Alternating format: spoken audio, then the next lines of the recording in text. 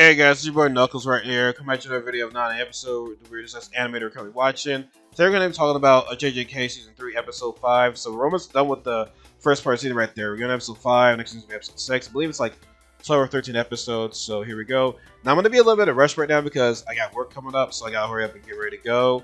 And I did record this, but apparently the volume was not working, so here I am redoing this. So the main thing is of this episode is, find Haku, to help them with the calling games. But the first part of the episode was kind of surprising because we got Yaga being locked up, since, Gojo's not around anymore.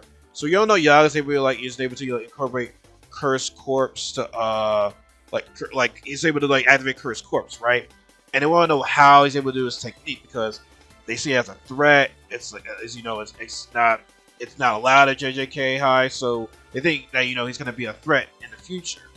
And so the beginning part of this episode, you'll see that, all these Cursed Corpse talking to him like, hey, what's wrong? If anything is wrong, just let us know.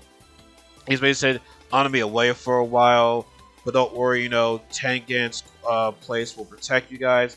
And as he's leaving, it's like, we're going to miss you. We always will love you. And it's like, damn, y'all.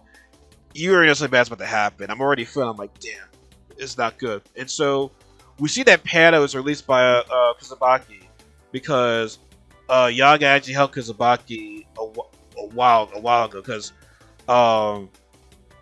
Kizabaki's sister is still dealing with a lot of her son, and so Yaga was able to show her son in a Cursed Corpse form. Now she didn't know who he was at first, but the Cursed Corpse did say, "Oh, is that my mom? I knew that's my mom. I'm a genius, And when she heard that, it's like, yes, that's my son. Like, she's in a wheelchair. Now she's crawling over there right there. And it was such a sad moment, Because somebody could have thanked Yaga enough. Even though, that's not his son. That's not her son. That's still someone to be to deal with the loss of losing him. So, it was definitely a touching moment. It's like, damn, why is this happening right now? This is not supposed to be the episode. We're supposed to be seeing, Hungry, but never got to deal with this shit right here. Which I'm not saying I'm not happy we saw it, but it's like, it was a touching moment, so. But, yeah, man, Kizabaki owed, Yaga, because, Panda was used as bait for Yaga to come out and save him. So, luckily, Kizabaki got him out. And so, the principal did approach Yaga because, he's been sentenced to death. And so, the fight didn't happen. We just see a glimpse, and next Yaga is, on his last night work. So, he explained the curse. I'm going to read it right now from Paul. Shout out to them. He says, right here.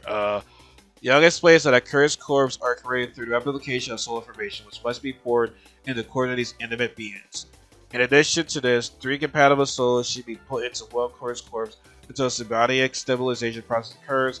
After the Cursed Corpse attains self-awareness, it should be able to replenish its own cursed energy after a window of 3 months. This other formula functions are as forbidden knowledge, thus transfer the onus of moral responsibility from the non-Yaga to principal, who was rattled by the sacrifice. He's like, why didn't you tell me this before? It's like, it's a curse from me to you. And Panda, without fighting, was more than the loss of his friend right there. It's like, even Panda's crying. I'm not going to fight you.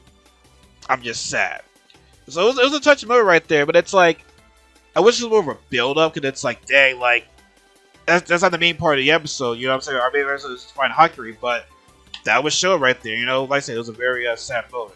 And so, you see Megami and Yuji, go to a fight club, because that's where Hakuri is, because he was a fight club. Now, he's expelled, so he doesn't do anything with JJK, JJK High. And so they have to pretend like they're not students there. So, but the only problem is, Yuji is not the best liar.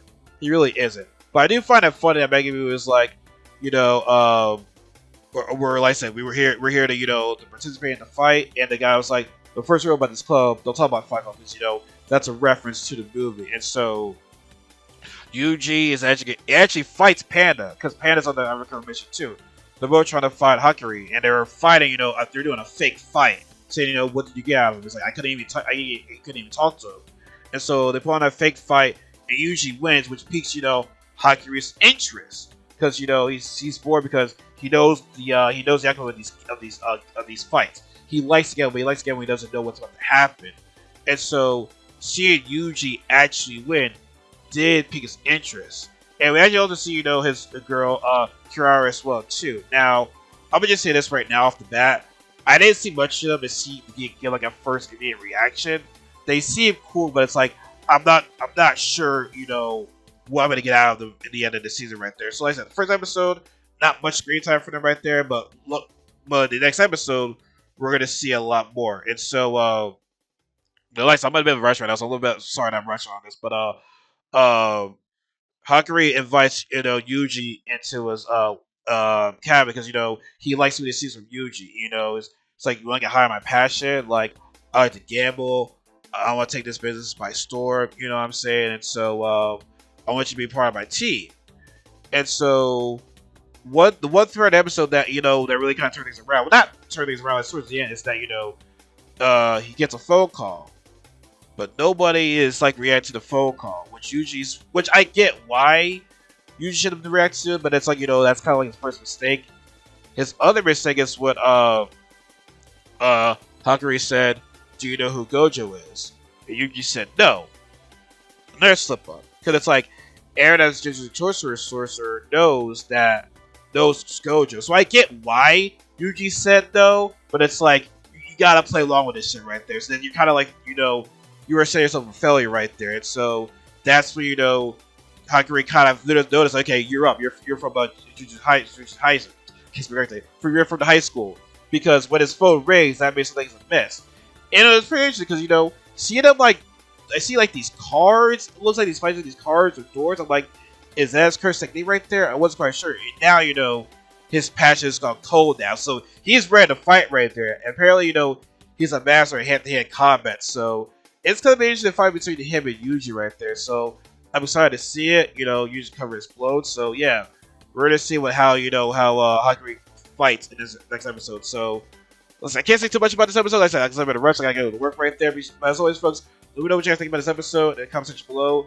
Subscribe to my part of the family. I'm very tired right now. Welcome early to go to the gym. Be sure to follow my social media accounts in the description box below. And also remember what JJK say, everybody. There's no such thing as a life better yours. I gotta go to work right now, so I'll see you guys later.